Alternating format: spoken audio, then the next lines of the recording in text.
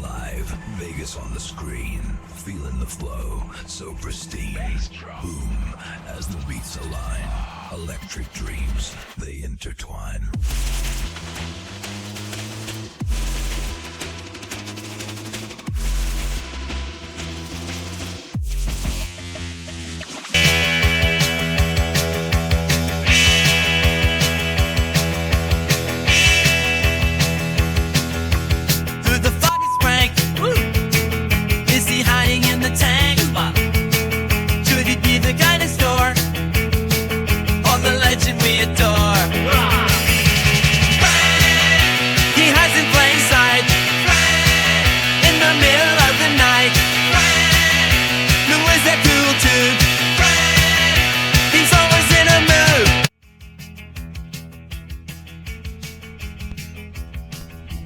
Nothing like a good breakfast in the morning on Who the F*** is Frank, as our man Paul Vato shows you that pizza is a delicacy for any day and any time of the day. So there we go. But my name is Steve Johnston, the current toy expert and history pawn stars, one of the proprietors of One of Us Comics here in Las Vegas and Henderson. To my left, Mr. Johnny Jimenez of the Toy Shack and also of One of Us Comics, Alabrijes, and jet setting to Mexico this week. On Wednesday. Brendan Allen from ComicCon.com in the building, sporting his Giants hat because they're top of the division. So of course he's going to wear his Giant stuff today. But in fairness, Brendan does wear his Giant stuff every single day. In Dodger blue, looks nice. When I first moved here to Bakersfield, there's a ton of Dodgers fans here, and everybody used to bitch at me that I was wearing the wrong color hat. So I got one in the right color, but with the right team. Well done. To my right, Mr. Brett Lawson of the Gameday Huddle. The what's the other show you do? Student of the Game. Student of the Game. It blends together. He doesn't bring me on, so I don't know. It's funny too. I was actually, as I was walking Jimmy, the third host on the Gameday Huddle, I was even saying, man, I got to get you on my show to talk shop and fighting. I've actually been meaning to I want to get you and Brendan on as we get deeper in the baseball season, though, to talk about that NL West dynamic, which we touched on the show, and not to make too much of Brendan's wardrobe decisions, but every time whether it be sticking around just to see you guys get set up for this show after we conclude the Gameday Huddle, or I actually just sit on this show to just stay involved in things, I noticed that the variety in the Giants caps is impressive. No, it is. It's very impressive. Because at first I thought there was just maybe a couple of like the generic ones, because I know he's a true fan. He's made that clear. But now I'm seeing the blue. That like goes to show that I'm expecting every color of the spectrum. Here's the thing with Brendan, though, and I think this could actually be a thing. We could do a contest. In fact, I'm okay with doing this. We'll give away a pair of PokeCon tickets every single week to the person that can correctly guess the color combination of Brendan's shoes for the week. And we need, all right. We should set prices on it too, like the Gatorade color. Yeah, so we'll do that. So if you want to win a pair of tickets to PokeCon LV, all you've got to do is chat up on our chat somewhere. Just leave a comment saying, "I think Brendan's shoes are this and that. I think Brendan's shoes are this." But PokeCon LV coming in September, as you can see, Aaron, the producer, has up here. Get your tickets. Go to PokeCon LV. But I do want to make sure that we introduce the other two characters to the show. And the first and foremost is Mr. Paul Vato. This guy always... Wait, hold on. Paul Vato is never in Las Vegas anymore. And when he is in Las Vegas, he flies in, he goes to the bar, and leaves. So literally he just comes like he's like going to the bar down the street. Turn and burn. But the human promotion machine is out in beautiful Los Angeles, California. And Paul is out there. Paul, 30 seconds, human promotion, ready, go. This is going to take a lot longer because, first of all, I don't appreciate Brett being on the show. It really, really scares me because he's so... So what? So good at it that I feel like I was worried. My time is limited here. Oh, no, don't worry, Paul. You're looking at the wrong way. I'm literally just the second on the depth chart. I'm only here because you're not. Don't worry. Okay, good. You fit the suit, Johnny. You fit the suit. Brady Bunch reference there. So I have, of course, the Kama Susia, which is available at kamasusia.com. More importantly, there's also Vato Coin. I need everyone to go to vatocoin.com and pick up even $1 of Vato coin will help me get to over 500 unique holders, which then it can be verified. Partnered up with Dave and Buster's in Hollywood. We're doing a lot of events there. If you go to VatoEvents.com, from there you'll see a few past events and some events that are coming up. Just go to PaulVato.com, and right there you can find everything, including links to Parse Rum, which is a beautiful, delicious Colombian rum. I'm having some right now, as a matter of fact. So we can tell. Good morning, gentlemen. Or I'm sorry, is it afternoon yet? I mean, it's 5 o'clock somewhere. Thank you for letting me promote. Not on the West Coast. Well, of course. What's that? I mean, look, it's 5 o'clock somewhere, and that's Always. what we were saying. And so, it definitely is always the time for you to drink in the morning. We know that your cereal does. Now, the last person that I want to point out is Aaron, the producer's on a cam today as well, but he hasn't got it ready for himself. Aaron, let's go ahead and be part of the show. You wanted to be part of the show. Yes. You put yourself on cam. Aaron, the producer, everybody. You ready? Here we go. No, come on, man. let's go. Let's go. You wanted Let's your get the moment to cut. shine. I said the next two. Well, I gave you the opening and the introduction. Johnny, he's got his own cam now. And I've even That's said, wonderful. And I've even said this because we kind of had a little microphone shakeup here. One of the microphones that was previously on the set, now it can be used. I told Aaron, see what he does. He looks like he has a mic set up now, and we're actually really doing this now. The He's producer, giving himself the full audio, video, the full package. portion. He Yeah. now not only is going to produce, Test. he He's is a here. talent. He's talent. He is also now talent. Yep. So once again, ladies and gentlemen, Hang on. Oh, Mr. man. It's going to take me a minute. This is a rough debut. Oh man, I'm trying to get this introduction No, for Steve- him, and he's just Steve, Aaron, Steve is teeing this up for you, man. I mean, I can't kick it any I have to set better things for you. Yo, I have a heart out today. Can we get this rolling? I know. Well, the thing is, look, the chaos wasn't supposed to be at the beginning of the show, right? So now we're gonna have to chaos wrangle here. But here he is, The one episode where we ladies do and have the heart gentlemen. out. Round of applause, Mr. Aron Elekes. Go Live Vegas. Give him a round of applause. Yes, He's sir. coming on right now. All right, Here he is. Yeah, gosh. there he is. He's here. Hello, everybody. Nice background shot. Look, he's slimming down a little bit. He's got the hair styled. I mean, he was ready for this. Oh, absolutely. He's ready for his full-blown on-camera debut. The microphone's ready to go. He's ready for some hot score takes. this out of 10. Score Aaron's appearance out of 10 right now.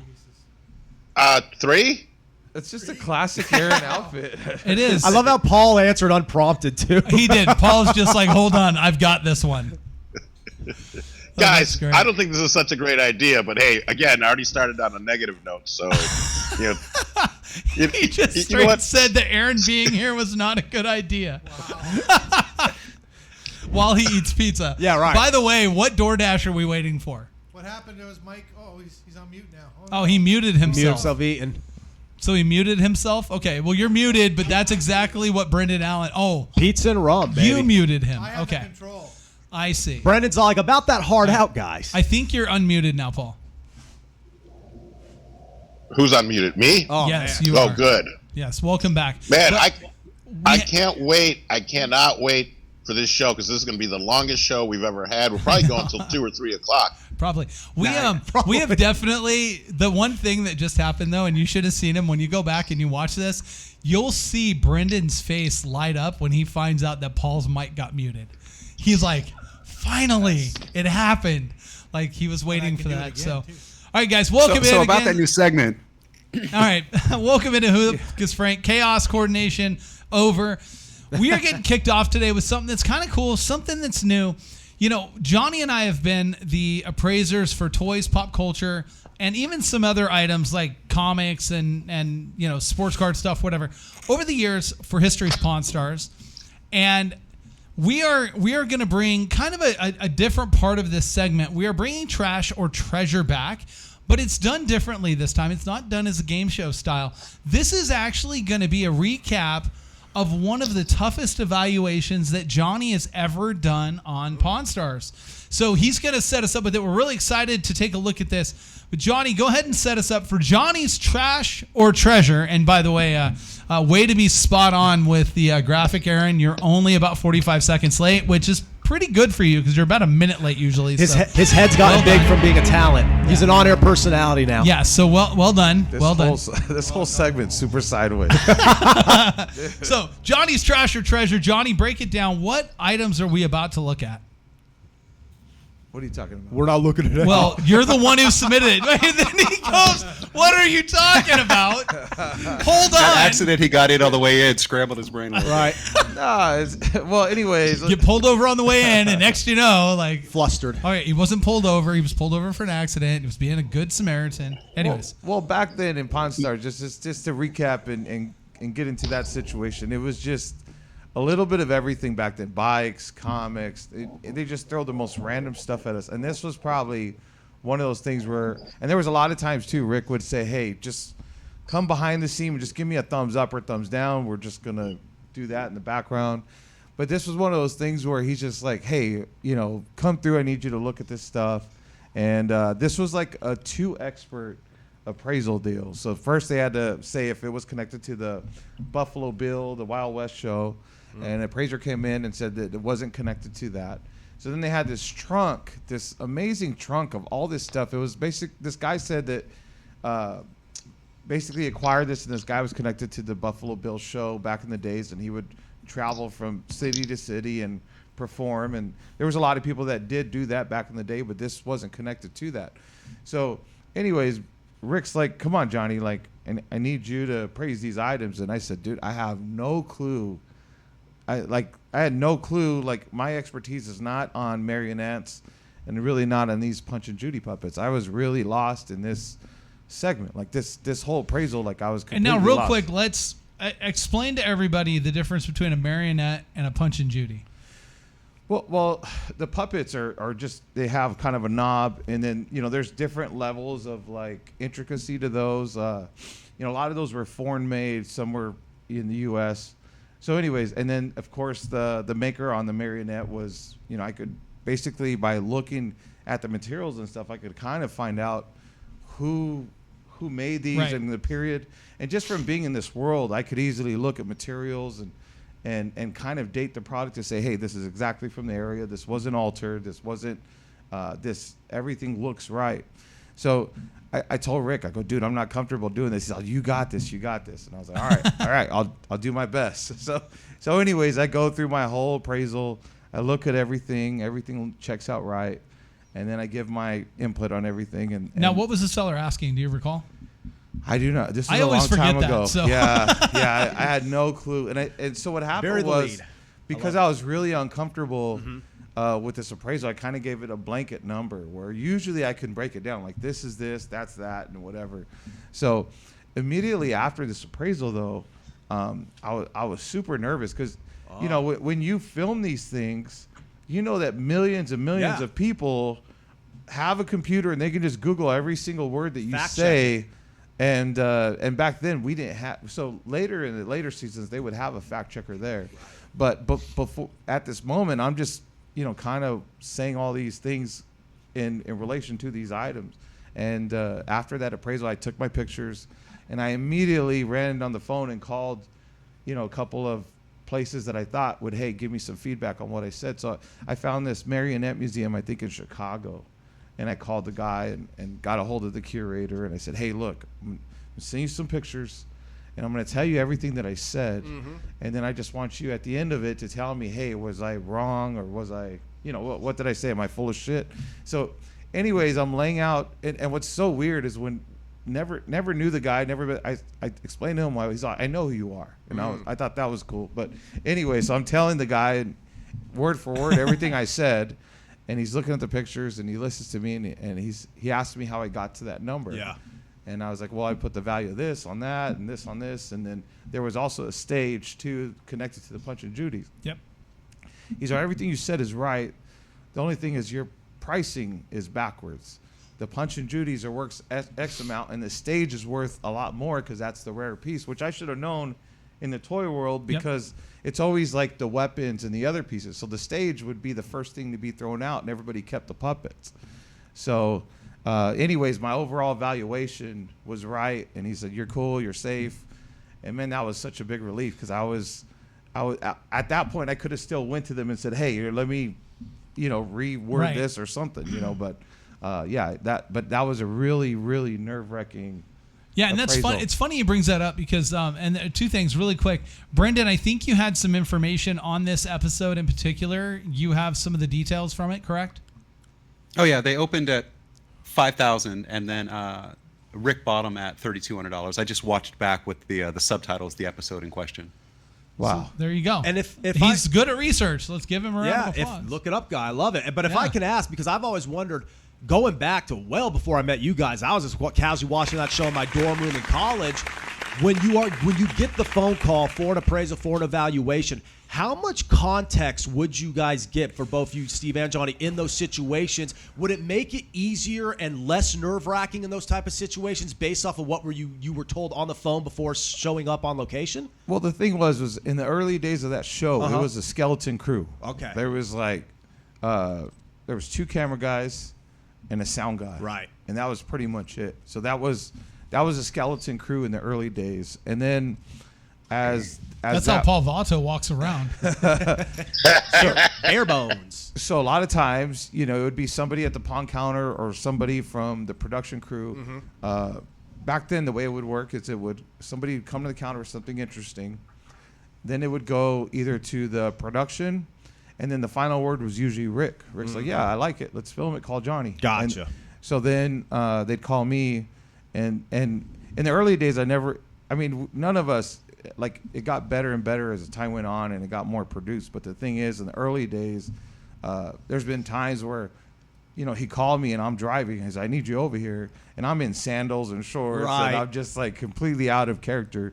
So anyways, in those days, I'm like, don't worry, we're not going to use it. We just need, and then we film it. But luckily those episodes didn't air. So it's the logistics got more refined essentially. Yeah. And in when it first started, I would basically put a note on my door saying, hey, I'll be back in an hour. And whatever customers were in the store, I would invite them to come with me. And we would just go and knock it out. But it's usually between 30 minutes to an hour. Wow. And then later on, I got better, and I had a shirt ready in my car. Professional. And everything was kind of like Johnny's at his store, and he's like, who's riding shotgun? Right? Yeah. We gotta go. They pile in. Yeah. There's six people in the Suburban. And the truth is, it's either, it's usually a half hour. I would say, hey, I'll be there in a half hour, be there in an hour.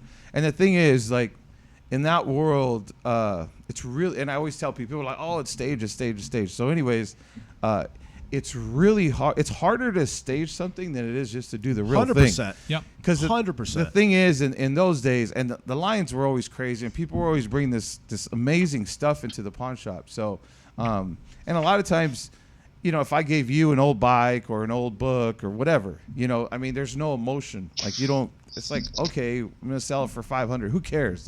But if it's really belonged to you, and you really cared about it, really belonged to your grandfather. That you can't make that up. And the truth is, they would keep. So if I got there early and they're still filming the scene before, they'd have a green room for us. So we're walking up on that. They try to keep it because it's really hard.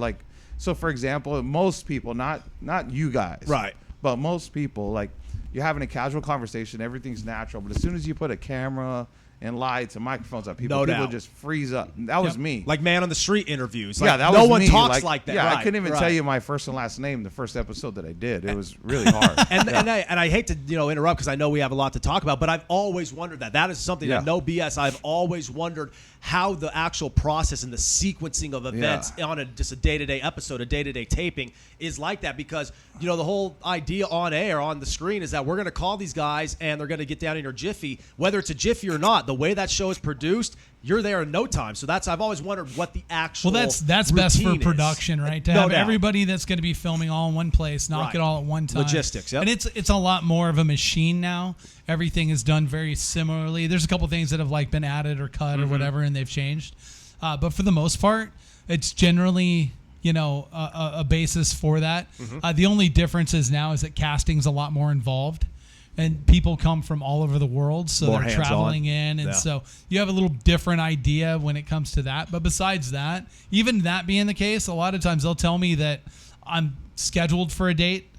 They don't necessarily tell me what items they are until I arrive. Okay. Yeah. And then it's, kind of figuring out. So even now in current spec and time, they still want a little bit of that genuine, candid, what is it, live television, even if it's recorded. And we talked about the Charizard episode, and that's a really good example where that was awesome, and it was a great episode, and it was fun to film, and it only took 7 hours to evaluate that collection before we could actually do the evaluation. Wow. So it didn't get the SpongeBob 7 hours later up there. You know what I mean? It's just got that going. So from that standpoint, I think, it is unique in that element that it still has that edge of real true reality and not full produced. There's an element of production, but the element of production is that the segments and ability to film more segments in one day is put together tighter. Because I've always thought that either these guys are seeing these items for the first time or they're really good actors, one or the other. Because it always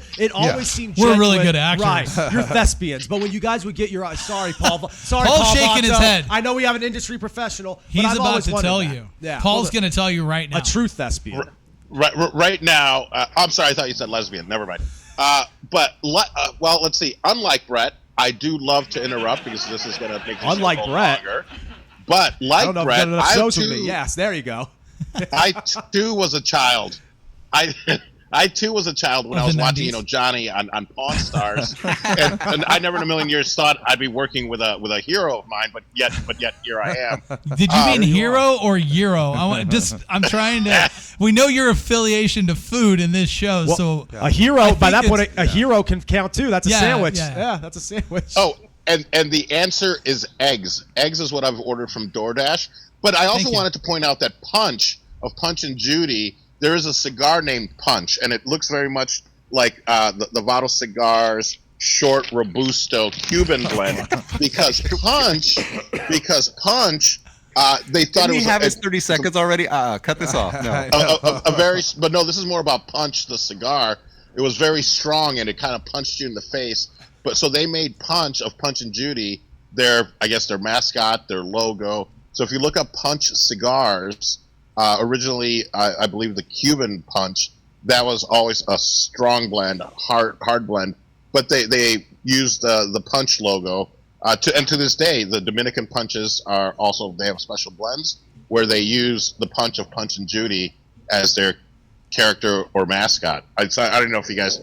I am the current cigar expert on Pawn Stars, so just so everyone knows that. I believe Aaron, the producer, does actually have that current mascot up and ready for us. Go ahead and wow. All right, so here's that current mascot. So well done. Guys, I quit. Yeah. Right. Look, pizza? Aaron's taking shots at you, but now he has a microphone, so now he can try to. Yeah, he can own it. Yeah, you can own it now, Aaron. Please don't go. Well, guys, we're going to jump into some things that we wanted to talk about today and some new items that are coming out. And one of them is Agostini's Oracle Red Bull Racing. It's the RB19 Formula One, and it's a build-up model. And this is a subscription, right, Brendan? Yes, sir. So it's the same. Agostini and FanHome, they do these subscription services. They send you out the first few pieces for like $2, and then after that, they send you 4, 5, or 6. I forget how many per month, and you do this build up. But this is a 1/8 scale replica model licensed by Oracle Red Bull Racing. This is Max Verstappen's car. Yeah, cool. Mr. Verstappen has Mr. Las Formula Vegas. Let's talk about that. Mr. Las Vegas. He's 2-0. He's got 4 Formula One World Drivers' Championship titles that are all consecutive in this car. He's won 63 Grand Prix across 10 seasons. The dude is a monster. This model is made of diecast and ABS. It's got the livery, the red, yellow, and midnight blue that people come to expect from this team. The steering wheel works. The tires rotate. It's a rack and pinion. It moves. It comes with 2 sets of extra tires, so you can actually put the tires on there for alternative weather because they've got 3 sets total of tires on this thing, and it's got a replica of the Honda RBT. Our RBPT 1.6 liter V6 turbo hybrid engine on there. So all of the details that you come to expect from FanHome and Agostini are on this model. And I know you guys talk about F1 a lot. So when this one came up, it starts shipping in May. I thought we'd like to take a look at it. This is definitely a very cool. And I don't think people understand when you say a 1/8 scale, right? That's literally the driver would be about 11 inches tall, right? To kind of give you an idea of how the size component of this would be, right? Because 1/6 would long, be 12. 27.6 inches long and almost 10 inches tall when it's built. So I think this is amazing. This is something now, Johnny, this is one of those items that I normally wouldn't do stuff like this. This is very cool, though. Oh yeah, I love that 1/6, 1/8, 1/12, like that larger. You really see all the detail, and it's like a showpiece. Like if you have like an office or somewhere, like this just looks dope anywhere you put it, on a mantle. Yeah, that's a clean piece. I love that. Well, and you get to build it along, right? So you can build this along as you go. You get to kind of enjoy that, and I think that kind of gives you a little bit of that sense of accomplishment too with what you're doing, like building it and putting it together. I each really build like stage this concept. also comes with a magazine that's got facts about the team, facts about Max Verstappen, facts about F1 in general. So like when you get a box and it's got 5 build stages in there, it's also got 5 full color magazines in it. I've got some. Well, so as you break it down, then magazine 1 is going to be, okay, this is about, and it's probably like a 4-pager about, the sport. And then the next one is probably about like Red Bull, and it's probably like another 4-pager. And then the third one is probably like an 80-pager, and then that's about Max Verstappen. Because literally that guy has done everything he can to be the absolute GOAT of that sport. And even to us here in Vegas, he came in, he told everybody in the first year in Vegas, he said, I'm going to win the Vegas Grand Prix, and it's going to be easy. And then he went out and won it easily, and then turned around and said, let's run it back, and won it again. He just, he's a driver that doesn't get distracted. He's a driver that just is locked in, and the guy's incredible. And when you're talking about a sport, and I don't care, you don't have to be a big fan of F1 to appreciate that type of accolades, that type of wins, that type of confidence. And on top of it, he's got a great sponsor.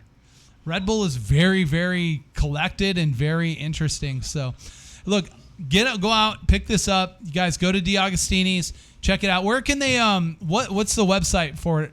To be able to pick that up at? If you just Google Agostini, it's DE and then space AGOSTINI. It'll come up. They're the only ones that are making this car. So if you put in F1 Verstappen Agostini, it's going to come up. Absolutely. So we want to send a thank you to our friends at Voodoo Bar who have sponsored this segment of the show down in the Arts District here in Las Vegas. And we do have coming up First Friday, they will be with us, The Laugh Dimension, 8 p.m. free comedy show. You'll be able to go ahead and come out, catch some local comedians and some free comedy there. It's also the yard right behind One of Us Does Comics. that mean Paul's going to be there too? No, Paul's always in L.A., so Paul only comes to go to the bar. If it was at Voodoo, Paul would be there. Well, I thought he was but because it's not at the bar, and we're bringing a bar to the comedy show, then it's different. So he won't be there. And then because First Friday also falls the week of Free Comic Book Day, which is Saturday, and May the 4th be with you is Sunday, and Cinco de Mayo is Monday, Jam-packed. and the day after Cinco de Mayo is Tuesday. I'm just joking. You have all of these things that are going on. So we also, One of Us Comics, have Stephen Costantino, who played the Gamorrean guard in Return of the Jedi that got killed by Luke. He will be making an appearance. Stephen will be making an appearance with us at One of Us Comics, and he will be there on Friday from 5 to 7, and then he will be back on Free Comic Book Day from noon to 5. So make sure you stop by to see Stephen, as we've got a lot going on. And then GoLiveVegas, right? Yeah, and that's good to know, because I was wondering if he was the Gamorrean guard who got force choked or got eaten by the Rancor. So that's the one question I had. So now I know that for context. He was killed on the skiff by Luke. On the spot. Okay, so he was the one who he got was lightsaber. the one that got he got lightsabered. lightsaber. Yes. Okay, there you go. So we're racking up that body count. Is that the guy? Yes, that's it. Yeah, but no, we're excited. Nothing like sending Aaron graphics and him pulling up a different one. Absolutely, that's par for the course. But no, we'll be He did not send me a graphic. I watched him work on it real quick. I'm going to call Aaron, the producer, out. Put yourself on, Aaron. Let's see you. Let's get you on the cam. Aaron, the producer, was over there for 10 minutes before the show, working on the graphic that I sent over that he said that I didn't send, that he now has and is about to fire off. And you heard him just be as Canadian as possible. Excellent. And say thank you, which is great product placement. Excellence in broadcasting, excellence in production. How's it going, eh? But absolutely, we're stoked to be down there for First Friday outside of One of Us Comics. Tink will be back. If you know anything about GoLiveVegas, she means a lot to us. So we'll be set up there. We'll have full live coverage of all the festivities. Steve, myself, Jimmy will be down there doing the Gameday Huddle, a special edition episode that should also re-air next Monday as well, in case you miss it. And of course, of all of our radio apps, Spotify, and all of our video platforms, you can catch the show live. You can catch the show archived. So we'll be down there. It'll be a lot of fun, and we'll have full coverage of all the comedy. The comedy festivities as well, so we can't wait. And yes, as Steve said, product placement. I'm simply delivering the message, but we tend to push Canada a little hard in the GoLiveVegas studio. So I got the Tim Hortons, I got the mug. Son of a bitch! There you go. I mean, I said that to myself when I grabbed the mug. In fact, Every time I take a sip, I'm saying that under my breath. But there you go. And then don't forget, Sunday is May the 4th be with you in Toy Shack down at Fremont Street in the Neonopolis. Stephen Costantino will be doing a signing there as well on May the 4th be with you. So come on down for Star Wars Day. Celebrate with Toy Shack. Should be a lot of fun. It's a great packed weekend of things going on. And then I fly out Wednesday. I'll be in Querétaro, Mexico for Friday, Saturday, Sunday at Toy Fest. It's their 15th annual show. This is our second time doing that show. We'll be there with my boy Hector, Noel G from Fast and Furious and Training Day. So we'll be traveling together, and Did we get cut off? should be exciting. Querétaro is one of the most beautiful cities in Mexico. Like very traditional, well, good. upscale. I was going to ask Aaron place. if they celebrate, if they have Cinco de Mayo in Canada. Are we having a side conversation? What is happening? We get a little. Paul wants to know if there's Cinco de Mayo in Canada. Aaron? Of course. There you go. Okay, the answer is of course. This is why Aaron now is a mic. And on that, of course, that's going to take us to a break. We'll be back here in just a moment. Thanks for sticking around. This is Who the is Frank on GoLiveVegas. Thanks for giving me a warning here. Hey, I'm not even set you up should have for that. been set up for it. Can you believe this? Don't mind us. The show's Oh just my being ran gosh, by the it's off the producer. rails. Yeah, it's Man, probably this one of those guy- situations where they're going to mock everything we said later because we can't hear them. Yeah, absolutely. Mock away. Yes. Peppermint patties the worst. Comic-Con.com, your daily comic convention online. Insightful reviews, previews of the comics, toys, and games you need to know. Delightful chats with luminaries from around the geek spectrum. In print, on video, and everywhere in between. The show never stops on Comic-Con.com.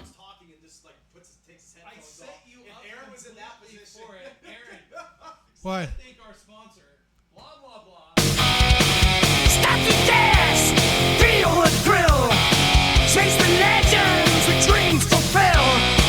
In the game, where you saw it gods! It's all here again in sports! Yeah! Unleash wind! Fuel the fire and let the flame begin! And this monsters! Ignite your flame! Every path, every dream, every game! Come on down to the drill bar. Craft beer's never too far. Like do every night. Fill the crew and get it right. Raise the glass, raise the you hat. The booze, the friends are near. Dance around, let them play. Voodoo Boys, a place to stay.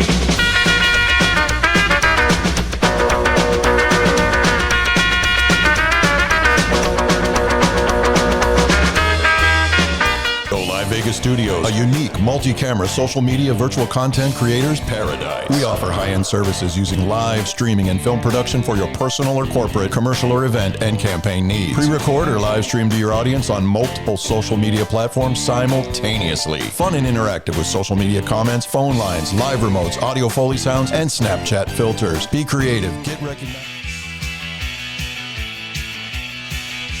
All right, welcome back to Who the is Frank here on GoLiveVegas, also on Spotify and also on the One of Us Comics YouTube channel. Make sure you guys are checking in on a platform that is best for you each and every week. Checking us out. This segment presented by our friends at Alabrijes. That is the new Mexican restaurant curated by Chef Paco. Third floor of the Neonopolis, downtown Las Vegas. Make sure you stop by. Check out some of the original traditional Mexican cuisine that is made there. Very incredible. And they've got some great shows going on. They have performances on almost a nightly basis. Again, check them out. Stop by and tell them Johnny sent you. You'll get a good seat. Yeah, 100%. You'll get a good seat. I don't think there are any bad seats there. You by default get a good seat. I know, but I was trying to tell people they get a good seat by mentioning Johnny. Way to ruin the surprise. Oh, sorry, you are that guy. They walk in, but they're all good seats. I was promised that only some of them would be good seats. But again, we want to thank Alabrijes for their support of the program. And we know Paul's already on his way there. So apparently Paul's somewhere, but it's not on the show right now. No, Paul's getting on a jet and going to We Alabrijes. mentioned food, Paul and there and he I goes. could only hear each other for a few minutes there, so I think that he thought that he was off the show now, so he just took off. So you just mentioned tacos and Paul catches a flight. Yeah, I like he's gone. how it goes, you know. So we each and every week we've kind of been playing around with some things and toying some stuff around, and we do, of course, each and every week talk about upcoming shows, upcoming conventions that are going to be going on, and this week is no different than that. This one's really cool though because it's a Nightmare Weekend in Chicago. Yes, sir. This one's put on by GalaxyCon. It's at the Donald E. Stevens Convention Center, May 2nd through 4th. The entertainment guests, they've got Cassandra Peterson, who's still doing it at 73 years old, and that's really awesome. She doesn't look a day over 32. Bill Shatner's going to be there. They got some of the guys from The Walking Dead. Our friend Butch Patrick will be there. What's going on? Probably mute Paul. Aaron, stop. That hurts. Not me. That's Paul. For comics guests, they've got Bill Templesmith, famous for 30 Days a Night. They've got Aaron Campbell for Infidel, Tim Seeley, Michael Kingston. This one's also got a bunch of professional wrestlers. They got Mick Foley, Orange Cassidy, Booker T, Gangrel. One of the things that's really interesting about this one, though, is that they're primarily focused on horror, but they've got secondary focuses on TTRPG, comics, cosplay, pro wrestling, and tattooing, and they're kind of taking those other things and viewing them through the lens of horror, which makes this an interesting event for me. And it's cool when they do this, and you see shows that'll do that, where they'll hit a guest that has major credits in one area, but also has like a horror credit or something like that, and they'll lean into what their horror credit is, but you can turn around and immediately look at some of these guys and say, hey, Mick Foley's known for his wrestling, not for, an appearance in a horror flick. But he may have appeared or has, and I'm sure Brendan could tell us, every credit he's ever had, including what he did in junior high. Right. Because he's Mick Foley's #1 fan. I love it. I mean, at one point, Mick Foley had a whole character kind of, dedicated to the horrific aspects of life and one's mental state. But that's interesting. Right. That's interesting that you say that, though, because it's a way for them. I mean, you guys know much better than I, but it's a way for them to have a theme and make a convention thematic, but also still branch out into those avenues of pop culture that people will like, even if they don't like horror. No, exactly. Right. And there's some cool names on here, and I think that this will be a show that people are going to enjoy. Now, for Paul's purpose, let's talk about the fact that this is held in Chicago, but it's actually in Rosemont. Oh, yeah. So it's not in Chicago. I just want to make sure that Paul, geographically, it is correct from my end, because I don't want him to be upset with the fact that Chicago is getting any more disparaged comments from me than it already gets. Yeah. Right. Rosemont is not Chicago. That is, you are 100% correct. 90 minutes away? Yeah. On a good day. Right. With no traffic. Right. No. It's, 45 minutes out of the city, but I'm sure with traffic, hour and a half. But it is the Rosemont. I don't know if it's still the Rosemont Horizon, but I grew up watching many shows there. It's the Donald E. Stevens Center. Ew. Which is also the owner of the. And that's how we get sponsorship from these shows, is when immediately Paul. Hey, Aaron, for Spotify, when we're having to do some editing, I'm just going to point out this might be a really good timestamp to edit out. I'm just joking. I do have. I was going to text it, but I figured now that I have your attention, I am staying at a friend's place in Bel Air, not to brag, and she does have a few pieces that, if we have a second, we'd like to get your opinions on as far as value. What I do like that Paul is doing right now is he's doing everything he can to make sure that he makes the rest of Brendan's day the most undelightful as possible, which is awesome. I mean, I appreciate that, Paul. So, Paul, since you've got the segment, take it away. What are the items that you have in which you're hawking? What's up next? Surprising that Paul would be promoting for someone else. God forbid. Well, I need a place to stay, so this is kind of a loaded question. You know what he did, Johnny? You know what he just did? What? He bartered your services for his lodging. He did. Yes. So he traded your services for his lodging. It's very Paul Vato. That's on brand. Now, you know what? Let's continue, but then I'd rather have Kathleen here to explain. Dr. Kathleen Rosenblatt to explain what all this was this a guest that you vetted with Brendan? Did you vet this guest with Brendan before the show? I did not. It's kind of it all happened on the fly, last minute. She offered to cook some eggs, and I said yes. And I put it out there. I go, do you have anything you'd like to have Johnny evaluated by the Pawn Star guys. Lodging. And here we are, making cook? Brandon stay longer and more miserable. So my apologies, but I'd rather her. That I'd love for you guys to meet her and then promote her a little bit. But then just she can describe where she got all this crap, and then what she can get for it. So for an evaluation, Johnny does have an evaluation charge. If you're not looking to sell it to him, he is going to need to be compensated for the evaluation. Does, however, look like you have a cast iron, more likely like a Wells Cargo cast iron horse and carriage. And that's probably about where that's at. And we appreciate that. Yeah, absolutely. And you've got the horse hanging exactly as it should. I think that's actually, it's probably made to be like on your Christmas tree, the way that you're presenting it. Ornament. So more of an ornament, so. This one's heavy. This one's very heavy. Horses do hang. They're definitely collectible.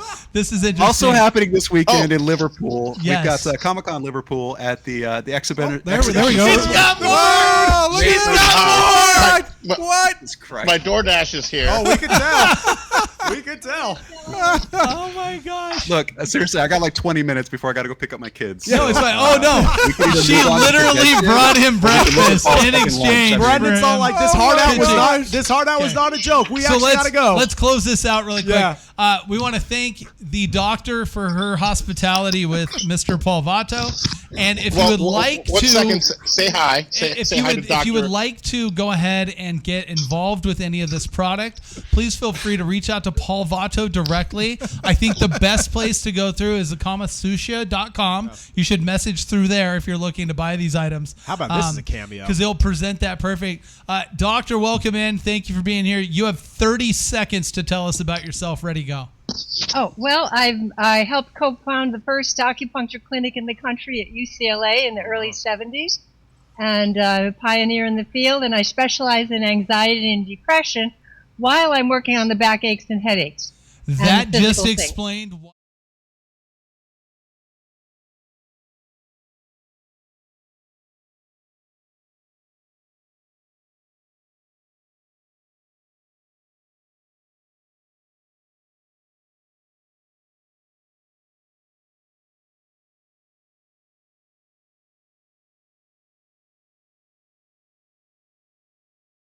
And I'm also writing a book about music and the baby boomers, and from the 60s, or actually from 1900 on, called Youth Planet, the 60s in the Music Century.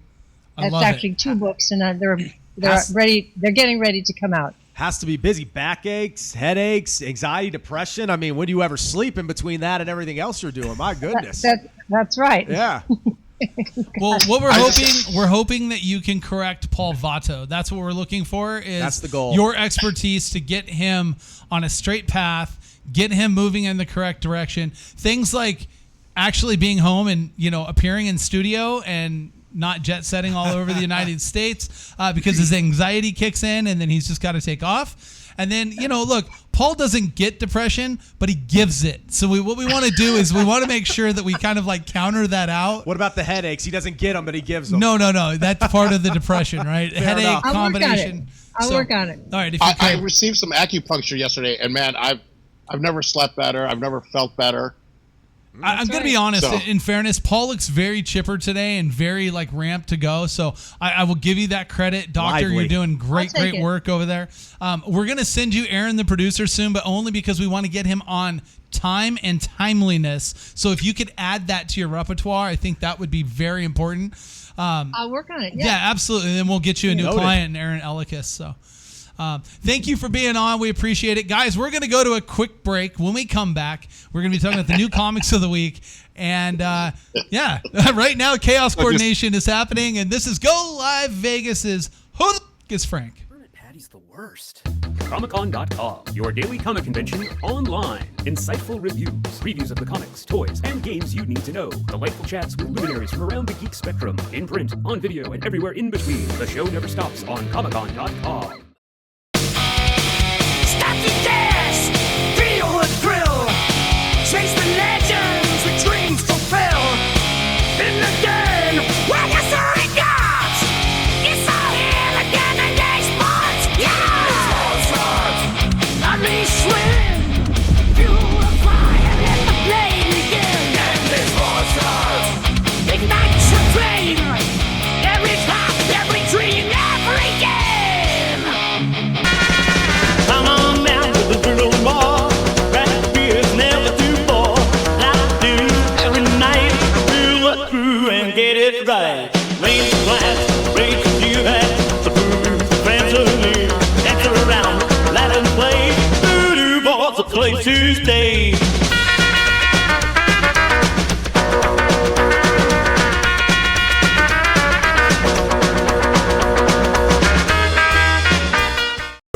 Vegas Studios, a unique multi-camera social media virtual content creators paradise. We offer high-end services using live streaming and film production for your personal or corporate, commercial or event, and campaign needs. Pre-record or live stream to your audience on multiple social media platforms simultaneously. Fun and interactive with social media comments, phone lines, live remotes, audio Foley sounds, and Snapchat filters. Be creative, get recognized, and make money. We help you by providing an all in-house production team. Visit our website at GoLive.Vegas.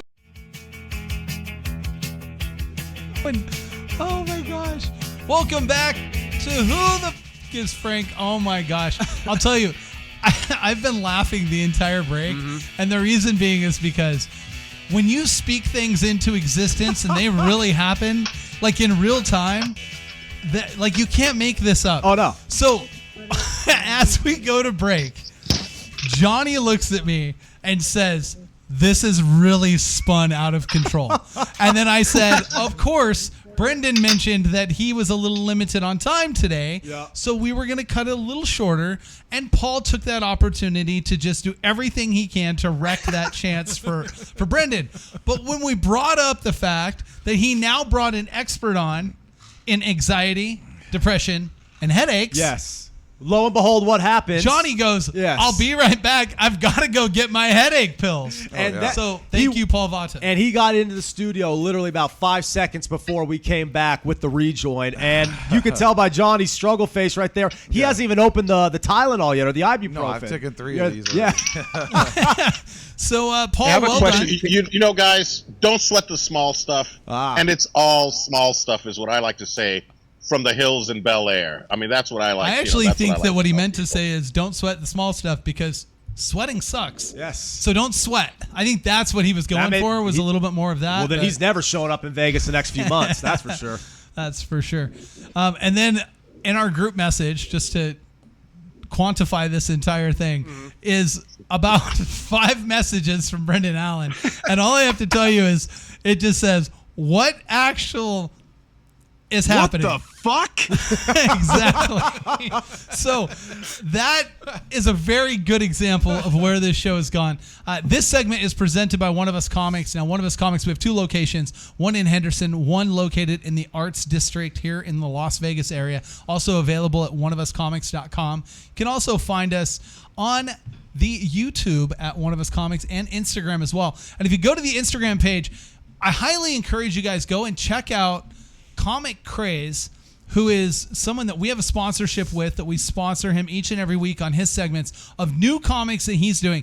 And he talks about what he's reading and why he's reading these books and everything, kind of gives you a good insight into it, and showcases that. And then he also does toy reviews as well. I know he's done some toy reviews for Toy Shack and for other places as well. And then, of course, the show is available now on Spotify. So if you want to listen to it anytime, go to the Who the F is Frank podcast on Spotify, and you can listen to any of the episodes as they're being uploaded or have been uploaded for your enjoyment. So make sure you guys do that. We are going to talk now about the new comics coming out this week. It's been a very fast and furious couple of weeks for comics. DC came in really heavy over the last 2 or 3 weeks. This one has been being asked for, and what's funny is this was a book that was actually a solicit for last week, and then they delayed it, and now it's this week. And the first one off the top is going to be Godzilla vs. The Amazing Spider-Man #1. Yes, sir. So this one has got the first appearance of God Venom. So it sounds like the symbiote is going to take over Godzilla, which awesome. So this is round 3 of this series. Fresh from the original Secret Wars, Peter Parker, a.k.a. the Amazing Spider-Man, returns to Earth with a spiffy new alien costume without a care in the world, except for a complicated love triangle with MJ and Black Cat, and unbelievable pressure at the Daily Bugle. Rent, bills, supervillains, and Godzilla's in New York City. And Godzilla's in New York City. Where should he be other than that, Johnny? Nowhere, right? Japan. So he can be in Tokyo or New York. That's it. It's the only 2 places that Godzilla is allowed to be. Which is funny because that's the one thing the MonsterVerse movies actually do. You have Boston, San Francisco, like the Strait of Gibraltar. That's like the one Godzilla, form of Godzilla canon where they actually kind of expand the geographical range, I guess you could say. Now, there's a lot packed into this one book because that solicit was literally 5 runs all in one solicit. Spider-Man's got issues. He can't pay his bills. His girls are pissed off. And by the way, there's a giant lizard eating New York, right? So he's got his hands full. But what I actually love, and this is from, I believe it's the artist Lee Gabbert, right? Garbett, yeah. This cover is what I love about comics. And there's a variant cover that's being released. And this is so cool. It is like a fight matchup. Oh man, like that's that. old school Madison Square Garden, Yes. Ollie Fraser type like vibes. that Oh, one. that's awesome. Now this is done so well. Yep. Yeah. I absolutely love this. I think That's this is great. a winning cover. This is going to be one of those. You have to get this, Johnny. Could you imagine this? Imagine this being signed in like bright blue, bright green, bright yellow. Right? Yeah. How cool would that be? That's awesome. Yeah, that's a beautiful cover. Even though I don't see Spider-Man and Godzilla in the same, the same Vicinity? book. Yeah. Exactly. But still, it's that's and a if dope he does, cover. and if Godzilla this gets is a very much in symbiote the suit, style of the old wrestling playbills and stuff like that. The reason why I pulled this one up is because it reminds me a lot of that old AWA, NWA 100%. regional fight stuff. It's they grab a press image from here and a press image from there, and Ric Flair might be a 30-year-old image, and Hulk Hogan's might be current, but they put them on the same card, they put them on the same flyer, and it looks just like that. This is the exact I have style. the absolute best remark to get on this book, and it is Venom as the referee in between the two of them. Hell yeah. In the back. That would be cool, just because there's a nod to him in there, right? But Godzilla's not done. He decided to destroy New York. Johnny thinks he should destroy Japan. But we're going to let him destroy Los Angeles, because next up is Godzilla vs. Los Angeles. Brendan's digging it. Oh, wow. Sir. Okay, so Godzilla versus America, Los Angeles #1. So is the city of angels ready for a Godzilla? Fresh off Godzilla's destructive stop in Chicago, that shithole of a city, the King of Monsters is headed for Hollywood. Join Direct a from the superstar solicit. team of Los Angeles-based comic creators for 4 incredible stories, all set in the filmmaking capital of the world. I didn't write the solicit, by the way. They called Chicago a shithole, just so you know. I love it. I love that right. they put that in there, because that was perfect timing for Paul Vato. I hope they put Otani in the book or something cool like that, It'd be kind of neat. Otani slays LeBron. No, Otani and his crew of henchmen. Yes. LeBron James. Let's see, who else is going to come out of there? Matthew Stafford. I do have Justin an issue Herbert. with this cover, though, and that is that from the back of the Hollywood sign, I've been up there, that is not the view of Los Angeles that you get. There's a big Kaiser Permanente right there, and there's a movie theater right there. Like, none of this is accurate to the actual Hollywood sign, and I feel like that's a detail they should have known. I mean, are we talking pre or post fires? No. So I'm just joking. That's a bad this joke. is made but by Los Angeles creators, and I guarantee you every one of them has been up to the Hollywood sign, because if you live in Southern California, it's something you just do. It's like that's not even close to the view that you get from up above the sign. Yeah, no, it's not. But very cool.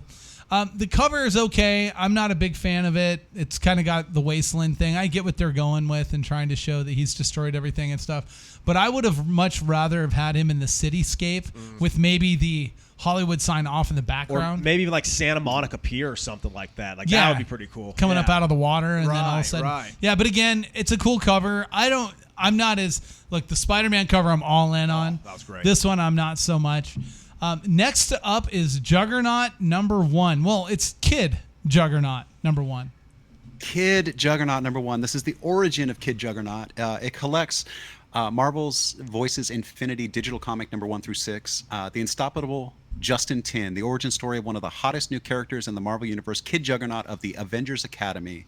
Just before his mysterious death, Justin's father sent a package to his estranged son containing a fragment of a crimson gem, the gem of Sidorak. How did it end up in his family's hands? What does Sidorak want with the sweet baker's boy from Vancouver? And can Doctor Strange help Justin sort out these magical shenanigans? So this is featured to be a digital comic 1 through 6, right?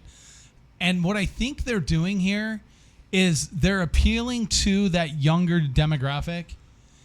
Like, I would believe that my son Brody would probably read this comic online sooner than he would read this comic in the store. So maybe that's an angle that they're going for here. We also know that, tariff situation and stuff will kind of direct where we're going to end up here moving forward with, our comic books and everything like that. Were you a big Juggernaut guy, Brett? Yeah, but at the same time, I think the reason I'm not going to say he fell out of favor with me or lost interest, but it was so disjointed as far as the way he was portrayed in popular culture and even the comics. The thing with Sidorak is very interesting because even the origin story kind of like came and went. He's almost like one of those retroactive type of villains who, when they refined his backstory a little bit, it made it almost better, and the relationship with Charles Xavier. So I think the concept of Juggernaut is absolutely awesome, but at the same time, like, I can't say I'm actively following his appearance within the print material. Yeah, and again, Juggernaut's one of those characters. The toys sell really well for Juggernaut. Yeah.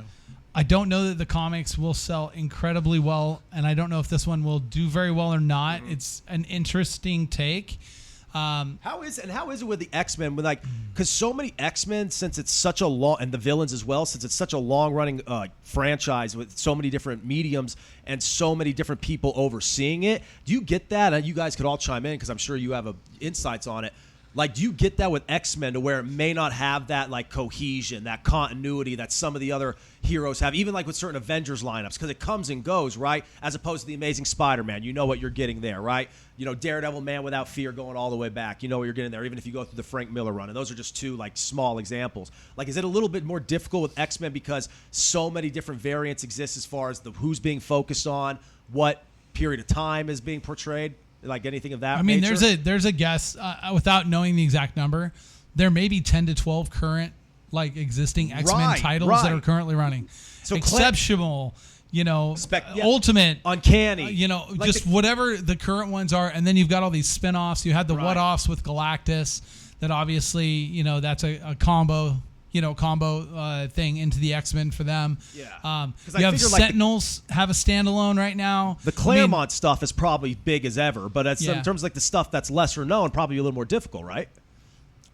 It's gotten to where there's such a massive X-Men contingency that I would say, like, realistically, it's probably fair to say there's at least 10 current ongoing X-Men, and maybe even more. They just finished Dazzler. Magic has current titles. Psylocke has current titles.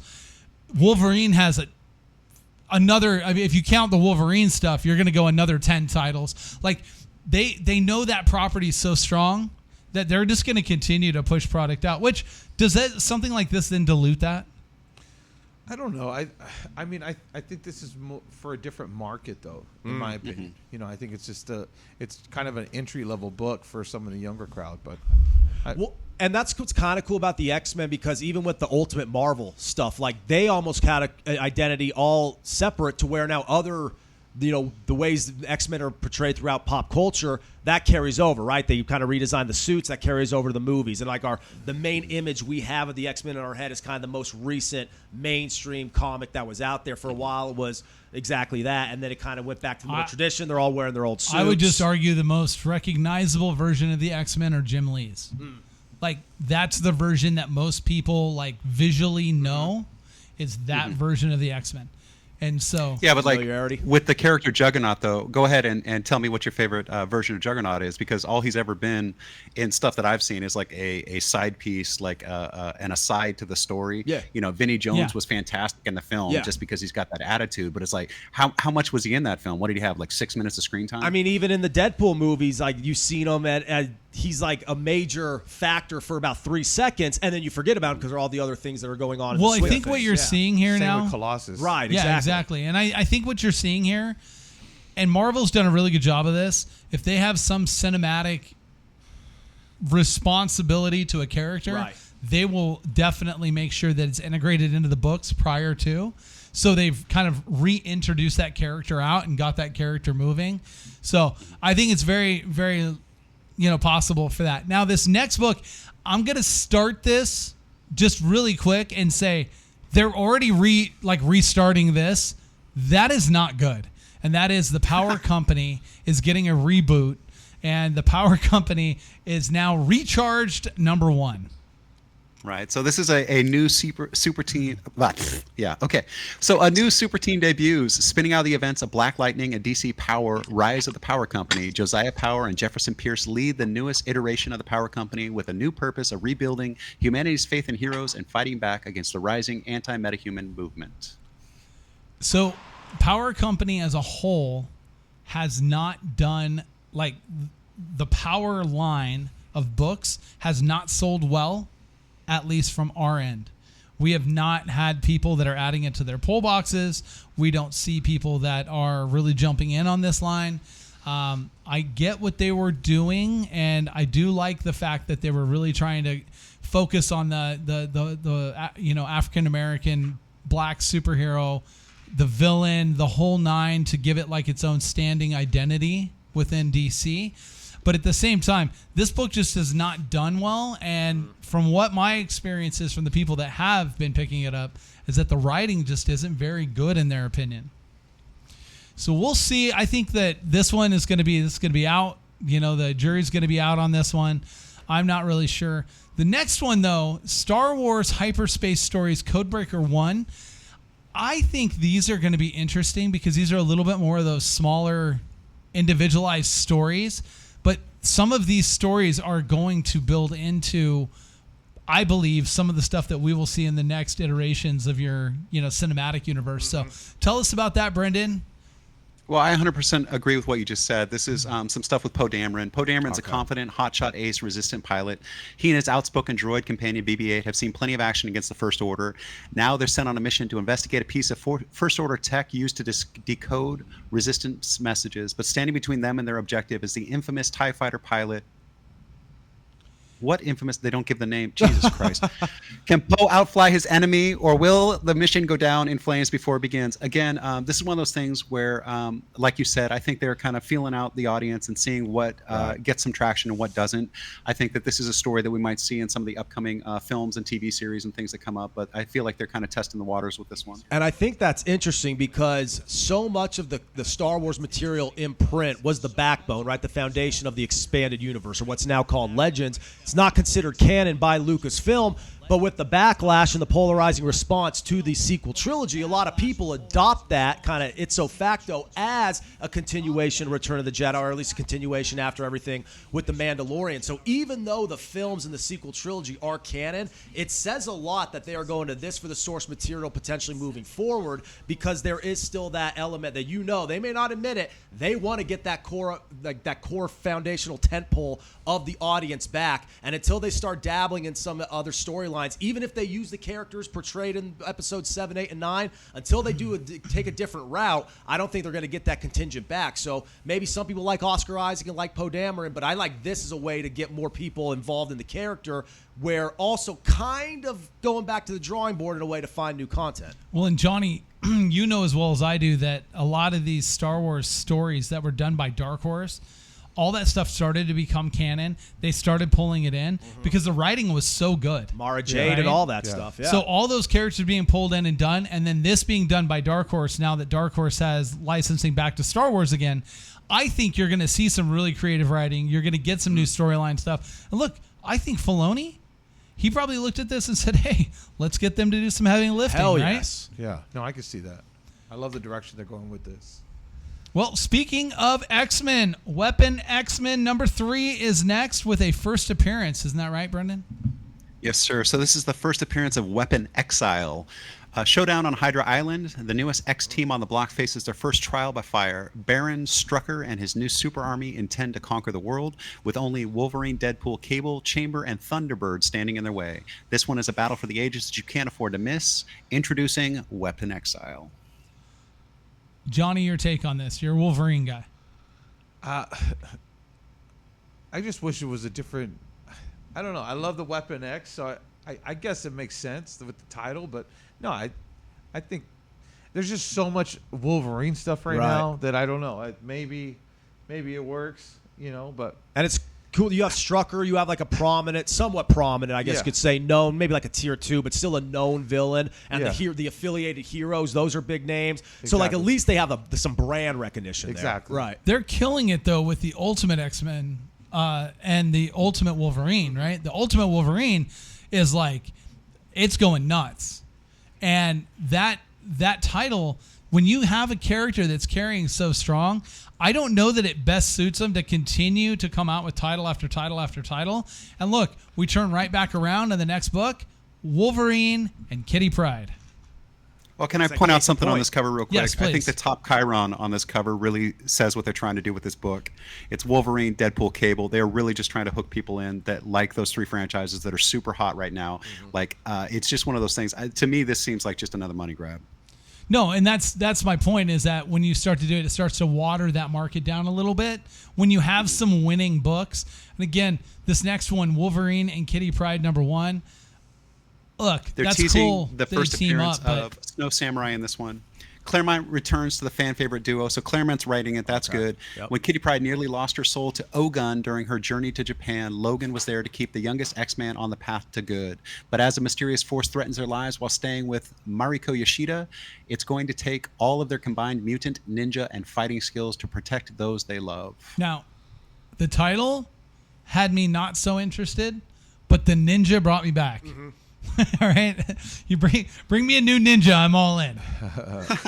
All in on the new ninja. And people love that aspect of Wolverine. I mean, they dedicated a whole film, and that literally created its own avenue of Wolverine fandom. Kind of like how every superhero has like this side quest away from Think about what they did in Deadpool. 100%. With the whole like cinematic version of him disbanding Wolverine. Yes. Right? No doubt. This is exactly like that type thing. So yeah, and with Claremont being on, I'm on board. I know you love Chris Claremont stuff, Johnny. So no, this is exciting. So this is one of those ones that I think that you're going to see a lot more response from. Whereas, look, the Weapon X-Men, I'm not so much. Right. Scorched is up next, and it's a #1. It's not exactly. This is an Image First 2025 edition. Image, a bunch of the publishers will do this. Well, they'll go back and they'll do, an IDW first or an Image first. They're trying to renew interest in the McFarlane stuff. So the first all-new issue of Todd McFarlane's superhero team book, there's a threat so big that no single hero can stop it, and the formation of this new supergroup is the only thing standing in its way. Members will include Spawn, Redeemer, Gunslinger, Medieval Spawn, and Chi Spawn, with many more heroes waiting in the wings. I actually like the register pitch better for this one, and the register pitch is an Avengers-esque ensemble of superheroes and the latest entry in Spawn's universe, and that tells you all you need to know about this one right here. They're very much trying to capitalize on the team-up angle and just bringing in all of their favorite Spawn-verse Todd McFarlane characters to sell books. Look, Todd's done a really great job of keeping Spawn relevant and continuing to build off of it. The Gunslinger stuff is doing really well. We just had the Deadly Tales of Gunslinger added now. Scorched obviously has been doing very well as a title, across the board. So to do something like this, to create a team up, this makes sense to me because, again, they're doing well with those titles, but there's not 5,000 of them out there. There's 3 or 4 current ongoing titles that kind of cross, the universe like that. You might have a Sam and Twitch come into, one of these or whatever, but for the most part, I like it. I also like this dark and kind of grimy art style.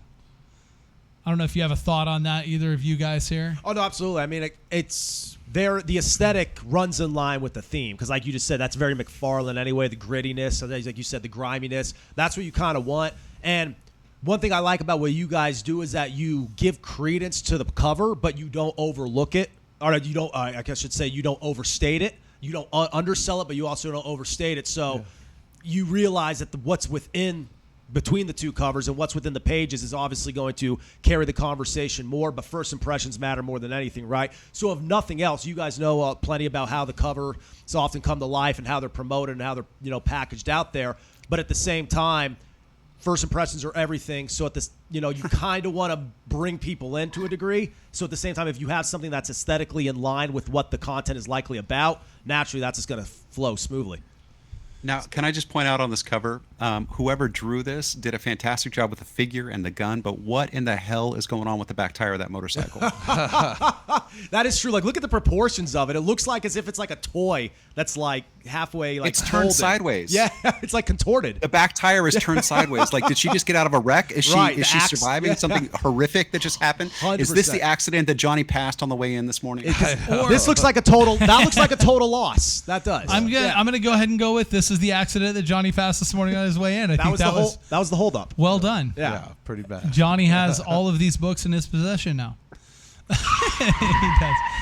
All right, 2 more books on this next one. I'm excited about this only because it's not silent, and it's a G.I. Joe, and it's G.I. It is Joe, silent though. Real American. This is G.I. Joe, Real American Hero, Duke #1. Oh my gosh, it is silent. Standalone, silent issue from Wes Craig. Duke treks through cobra-infested terrain to find his target. A traitor has joined the enemy. Can Duke do the unthinkable to complete his mission? And I put this one in just because it's silent and it shouldn't be, and I know it's going to piss you off. And that's why I was saying it wasn't silent, is I was completely full of nonsense, because the title, the cover has him with his finger up shushing me. Like, so literally, you know that it's silent. Seriously though, this cover is dope. Look at those hands. Those are the best hands I've ever seen on a cover ever. So awesome that they're getting the cover art right in a really dumb comic series. So you hate the series, but you appreciate what the art, I don't like right? is that why is his silent? Yeah. Of all the ninjas, he's being sneaky. He's going through the jungle Espionage. to get the traitor. Espionage. Cobra infested terrain. He's got to be quiet. He's on hot biting. Him and dude, it was Roadblock the week before. It is Duke this week. Wait, is it Roadblock? He's what's it called? The guy who does the dynamite. He's stuff. a heavy gunner. He's the heavy gunner. That is not silent at all. Yeah. Not at all. Not 1 ounce of silence in Roadblock, right, Ballistics. Johnny? Is it Ballistics? No. Ballistics, it could be. Right. Well, I'll tell you what. This is a title run that the next title up explains exactly where these books will go. And this next one's from Boom Studios, and it's The Graveyard Club #1. Now, this one I threw in here because it's R.L. Stine, and everybody loves R.L. Stine. Everybody's got a memory of their era of Goosebumps and stuff like that. So this is Graveyard Club, Fresh Blood #1. The next chapter of legendary horror author R.L. Stine's coming-of-age teen thriller is here. The members of the Graveyard Club attempt to move on from the disturbing events of last semester, but the strange disappearances of Parker and Rhonda's fathers is too big of a mystery to ignore. A return to the scene of the crime may be just what they need to discover the terrifying truth of that night, but can they survive their investigation long enough to uncover the lurking darkness within? Man, I'm on one today. I cannot talk. It's all right. We brought Lawson for that. I was going to say, I don't know if I can either, so I'm just going to, plead the fifth. Caught him mid-coffee. Paul's back with us. Welcome back, Paul. The disembodied laugh. Yeah, there he is. Brett?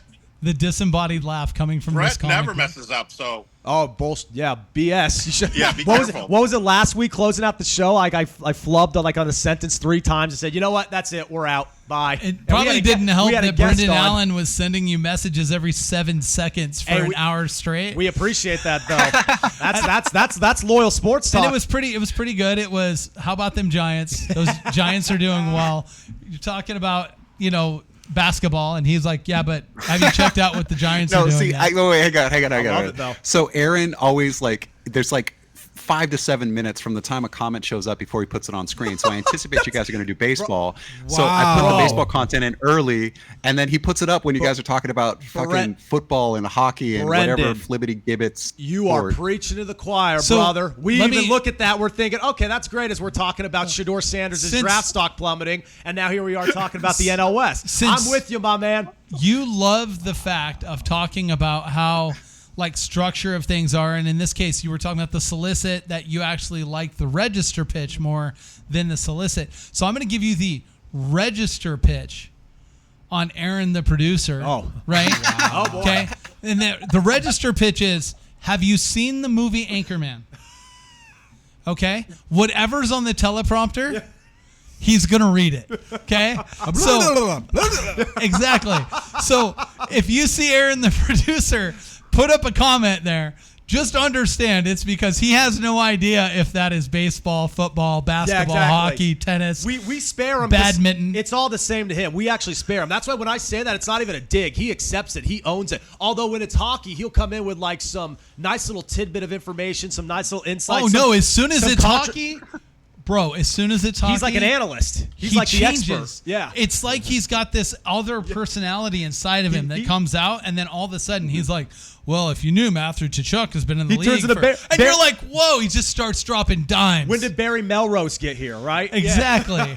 I mean, to be fair, though, that's like me in baseball. It's like you'll be talking about But we know that with you. No one expects that out of Aaron. And just out of nowhere, top rope, elbow down, and he drops it. Macho Man Savage style. And that's one thing I'll admit about Brendan, because Brendan at least makes it clear. When we were doing the show at Diecast, right? Yeah. When we did the wrap-up show, Brendan even said we were doing a special edition of the Gameday Huddle, and Brendan even says, yo, I'm going to tag out for the basketball talk. Let me tag back in when the baseball came about. And it worked perfectly. It was like seamless, but we knew that before. Aaron, we expect to kind of go just completely silent for the whole show, and next thing you know, we just chime into hockey, and here comes the expert. I love it, Sue me, dickhead.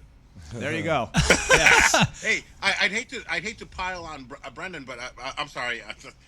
Wow, I meant Aaron. But Aaron, do you guys have Cinco de Mayo in Canada? Yes. Oh, you do. They do. They call it another Taco May Monday the 5th is on instead of most Tuesday. Gregorian calendars. Yeah. All right. I'll tell you where but they also don't have Cinco de Cinco Mayo. de Mayo. That's in Mexico. It's just a freaking Tuesday. Yeah. In typical American fashion, we make something they go from bigger May here. 4th? What's that? Yeah. You mean they go from May 4th to May 6th? I don't even want to get into the things that I've read politically lately, but just do a little bit of digging over the last 48 hours of POTUS, please, and you'll understand that there may be more there may be more holidays on the horizon. Yes. That's all I'm going to tell you. Yes. He's put some interesting stuff out recently. All right, guys, this chaos coordination that's occurred has not been done very well by me. You guys have absolutely given Johnny the biggest headache he's had in a while. Yeah, he's going to down a few more of those on his way out. Pretty bad. So well done today by everybody. Appreciate you guys. But Frank sent me a text, and we're going to finish this show with this. When the rain doesn't fall, we bring the storm ourselves, referring to the fact that there hasn't been much rain in April. We have planted the seeds, built the plan, and now it's time to move with purpose. May won't know what hit it, because we're not waiting for perfect conditions. We're creating them. Let's get to work and make it go bloom. Who the fuck is Frank? I thought it was supposed to be Paul. Wait, who No. the fuck is Frank? Who the fuck is Frank? It's my redemption tour, baby. 3rd time's the charm. We finally did it. Who the fuck is Frank? Brendan, I gave you a good one to go out on. He's not walking away in disgrace. Enjoy, gents.